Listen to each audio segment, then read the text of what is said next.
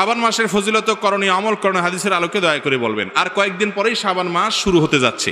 শাবান মাস সম্পর্কে আমাদের অনেক মানুষই জানেন না যে শাবান মাসটা এমন একটা মাস যেই মাসে বান্দার আমল আল্লাহর কাছে সারা বছরের আমলের হিসাব দেওয়া হয়, জমা দেওয়া হয়। নবী করিম সাল্লাল্লাহু আলাইহি সাল্লাম শাবান মাসে সবচেয়ে বেশি নফল রোজা রাখতেন। রমজানের পরে বছরের 2 মাসে বেশি নফল রোজা রাখতে হয়, একটা হলো মুহররম, আরেকটা হলো শাবান। নবী করিম সাল্লাল্লাহু আলাইহি সাল্লাম সম্পর্কে আমাদের আয়েশা রাদিয়াল্লাহু আনহা, উসামা ইবনে যায়েদ রাদিয়াল্লাহু তাআলা আনহু আর বিভিন্ন হাদিস সাহাবীরা বর্ণনা করেছেন যে তিনি শাবানে যত রোজা রাখতেন রমজানের পরে অন্য কোনো মাসে এত রোজা রাখতেন না।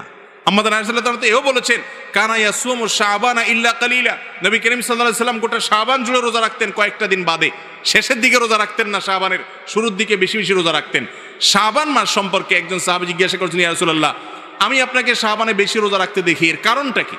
তিনি 2টি কারণ বলেছেন। 1 নম্বর কারণ হলো তিনি বলেছেন এই মাসে বান্দার আমল আল্লাহর সামনে পেশ করা হয়, ফেরেশতারা হিসাব জমা দেয়, সারা বছরের রিপোর্ট জমা দেয়। তো আমি চাই আমার রিপোর্ট যখন জমা দেওয়া হবে ওই টাইমটাতে আমি একটু আমলে থাকি, রোজার মধ্যে থাকি, যাতে করে আমার আমল নামা জমা দেওয়ার সময় আমাকে আল্লাহ ইবাদত অবস্থায় দেখেন।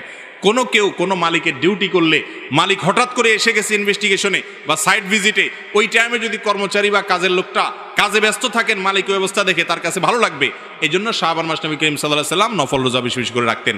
বান্দার আমল নামা প্রাত্যহিকভাবে সকাল সন্ধ্যায় 2 বার জমা হয়, সাপ্তাহিকভাবে বৃহস্পতিবার জমা হয়, আর বাৎসরিকভাবে জমা হয় কখন? শাবান মাস।